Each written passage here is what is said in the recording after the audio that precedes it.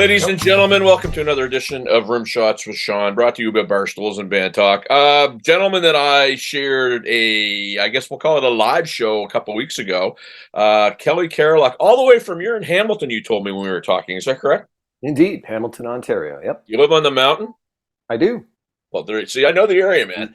I used to play a bar there years ago called Rockies. Was it on the mountain? Nope, it was right downtown. I just remember there was like a big arcade or something right beside it, and it was a lot of fun. It's kind of downstairs in the basement. Probably on Main Street or King Street. Yeah, Main Street. King. Yeah, when you don't know where you are, you always say Main Street because everybody's. So, how are things going, man? Since I talked to you last 2 weeks, and I had no idea that you're associated with that Jack Sith band. Yeah. No, things have been good. Jack Sith is the local cover band that I'm in with the drummer and the singer from my metal band Prismamind. So we just decided to kind of start this cover band and play some classic rock and just get out and keep the chop sharp without having too serious of a time. So, well, you know what? I wasn't going to go there because you're doing a lot of other things, but I will because, and we'll kind of explain, where you fit in the musical universe here in a second. But I've interviewed some people that do the cover thing, and one of the guys has a theory that cover bands are hard to play in because an original band you got to be like you, a cover band you got to be like a bunch of different artists. What's your take on that? Would you agree with that? To a degree, yeah. To a degree, in the sense that, at least the way I approach it, when it comes to playing my parts, I'm going to play the parts that are the most memorable. I'm going to stick to the vibe. I want to maintain the essence of what people like when they hear that song, right? They've been listening to that song for upwards of 20, 30 years or more, depending on what song we're talking about. And it would be kind of foolish of me to go and mess with that too much, on my own personal end of things. So I do try to maintain the vibe and the essence, but when it comes to, say, the lead guitar parts, unless the solo is what I would deem precious, like if we were playing Stairway to Heaven, right, for example, I'm not going to mess with that solo. I'm going to play that as closely to the record as possible because that's what people want to hear. That's exactly what people would expect to hear. Hell, when I saw Zeppelin live, not personally live, but like see live performances, even he doesn't play it the same, and I get frustrated. Right? That's fair. You know what? And that's fair. And it's funny you mention that because I've gone to a show where, I'm a huge Kiss fan, right? And when Vinnie Vincent was in the band, he did the solos nothing. It was just like he wanted to prove how fast he was, and to me, it was frustrating. Some of the older stuff, I like the live stuff better than the studio stuff. That's just me. Yep. But you're right. When you see somebody and you go and you pay money and they're mailing it in on a vocal or they're not doing the performance, it's super. You feel like you're being ripped off. Yeah, it happens a lot. I find even more with vocalists in general, where they start changing the phrasing, and it's like they're doing it because they lost a bet. Right, and or they're just sort of like so sick of it. They've been doing the same song, whatever, for however many years. But it's like, who cares, man? You could be laying tile for 2 hours. It's a good point. Right? It's a good point. And it's funny because a friend of mine jokes around down here. So I have two bands that I play in, and then I'm doing some original stuff. But the two bands are both cover bands, but they're both, one does Styx and Journey and stuff like that, and the other one is more of a, we'll call it a Nova Scotia Halifax special. But one of the guys says, all these cover bands are sitting around a table arguing about who does Heave Away better, which I just thought that was really funny, right? Now, having said all of that, the Stairway inference was a special note, meaning to me that solo should not be tampered with at all. Yep. On the other hand, there's plenty of tunes on our list where I will take plenty of liberties. I'll maintain the parts that are the most memorable to me, the parts that I think are like the hook, and then I'm going to do my own thing within that style, within that framework, so to speak. I'm not afraid to just express my own way of interpreting it, as long as I'm maintaining the integrity of like the main parts. Sure. And you mentioned Stairway to Heaven. It's funny. I was in my car the other day, and I was driving. I had to stop and get out, and it was just at the start of the guitar solo, and I'm like, I'm Yep. not going anywhere. My No. two favorite parts of that song are that Yep. solo and the fill that Bonham does 8 bars before it goes into that last kind of Right. vocal part with Plant, and so memorable, right? Yep.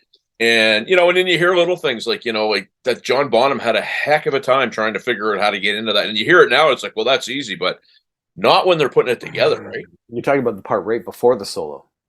Yes, Yeah. absolutely. I still sit there going, one, two, no, that's not it. I can't even count that yet to this point. So yeah, I totally get it. And there's like, pay attention to a song long enough and watch what you do. And when you start noticing you go into the drum, like you mimic the rolls or you mimic the guitar part, those are the parts that you're not going to mess with when you go to play in a cover band, right? Yeah. So Well, and that's the thing. And what type of material are you guys doing in your cover band? 70s, 80s classic rock stuff. So Zeppelin, AC/DC. We do The Devil Went Down to Georgia, which is tons of fun. Ah, We look for songs that everyone knows but no one plays. I was in a band that played that song, and I played it with a shredder guitar player, and it was a lot of fun because he did all the Yep, fiddle parts like it was like you're up there with exactly. Steve Vai or something. It was very Yep, cool. that's what we do. Um, Yeah. So you and I were texting back and forth there, kind of as a lead up to this, and I asked you a question about writing, and it was specifically because you have a bunch of different projects, which we covered on Ken's show, where you're working with other people, and you'll grab a vocalist here or a drummer there, or you got your core group too. But my question to you was, people who write that don't read music, and the example I gave was a singer who was very good at melodies and knew what they wanted to do, but felt intimidated because they didn't read music.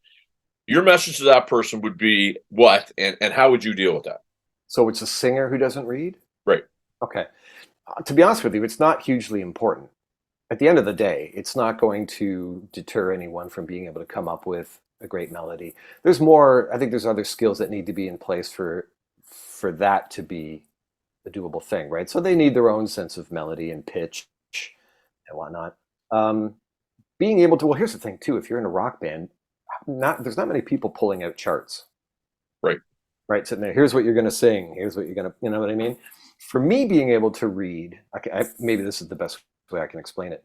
If I'm playing with other people who don't read, that's okay, because my ability to read and with the amount of theory knowledge that I've accumulated over the years, I'm able to decipher what they want me to do Hmm. or what my part should be. So if I hear the bass player going from a D to a B flat, and then the drummer's in 3/4, I'm like, okay, we're in 3/4. D to B flat is probably B minor because there's a right, and I'm doing all the calculations in my head very quickly, and I realize, okay, here's my core group of notes that I'm going to be able to draw from, or here's the chord family that I can use to get around it. So it's more, honestly, it's more from my own uh, ability to wade through the water when no one else is maybe aware of what they're doing. Well, and yeah, and I mean, it's funny. Like in drums, there's a book called Stick Control that was written, I do believe, in like 1910. That's considered the Bible of rudiments. And I had a friend that said, why would you bother? It's like, well, you don't bother necessarily to get good at it.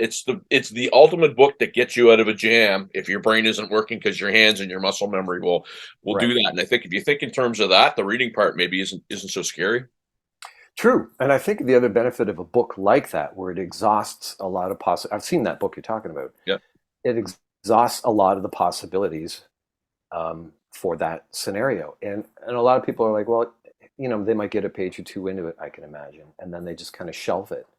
And it's like, the idea is if you go through that book and exhaust all those possibilities, the one good thing that happens is because you've gone through those motions and you've done the brain work to get the coordinations happening, there's going to be less that will puzzle you in a real situation, right? So That's a even fair if you statement. don't, even if you never use exercise 36, the fact that you right, the fact that you worked through it enough to be able to play it means that anything that you feel like you want to do in the middle of a song or a fill or whatever, chances are, if it involves any of those maneuvers, whether you realize it's from exercise 36 or not, you're probably going to get through it because you have the experience of doing that If Did you've I tell never, you the 36 was always the one that I didn't play? I'm just kidding.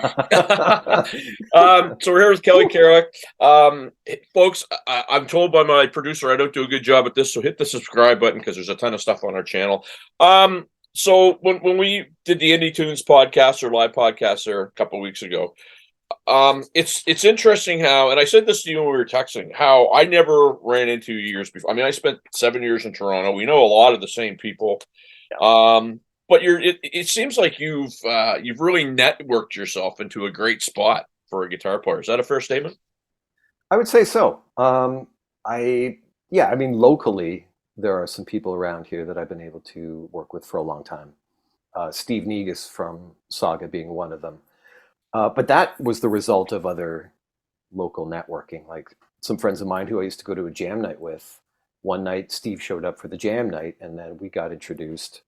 And next thing you know, I joined his band. So sometimes it's as quick as that, right? It could be as simple as that. It's interesting. Steve Negus, I kid you not, was the very first drum clinic I ever went to out here. He came in for, I don't remember who the sponsor was, but it might have been the Simmons drums at the time, because I think he was using Simmons drums. He was. And yeah, and it was in Dartmouth. That we used to call it Music's Drop. It's Long and McQuaid now because they're national. Right. But I remember him coming in and being super powerful. We always thought of him as super technical, but he played that solo that's so. When you think of Saga, yeah, you remember the drum solo, right? It's almost like 100,000 years, or YYZ. A briefcase, right? I think it was exactly. Called, yeah. So anyway, huge moment for me. What we're gonna do, we're gonna take a break because I wanna cover some of the projects that you're doing, because I don't want to miss any of that. We sort of dusted on it a little bit, but I want to cover that, and we're back after this.